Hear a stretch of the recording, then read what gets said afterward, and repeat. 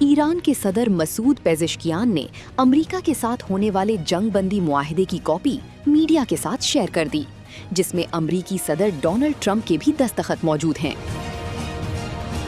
Media reports کے مطابق یہ پہلا موقع ہے کہ بین الاقوامی سطح پر دو ملکوں کے درمیان ہونے والا معاہدہ الیکٹرانک دستخط کے ذریعے ہوا ہے۔ واضح رہے کہ ایران اور امریکہ کے درمیان جنگ بندی معاہدے کی تقریب جمعہ کو سوئٹزرلینڈ میں طے ہے، جس میں امریکی، ایرانی وفود سمیت ثالثی کا اہم کردار ادا کرنے والے پاکستان سمیت سعودی عرب، قطر، ترکیہ اور مصر کے قائدین بھی شریک ہوں گے۔ میڈیا رپورٹس کے مطابق معاہدے پر ایرانی اور امریکی دونوں صدور کی دستخط کے بعد سوئٹزرلینڈ میں ہونے والی طے شدہ ملاقات کے حوالے سے فیصلہ چند گھنٹوں میں متوقع ہے۔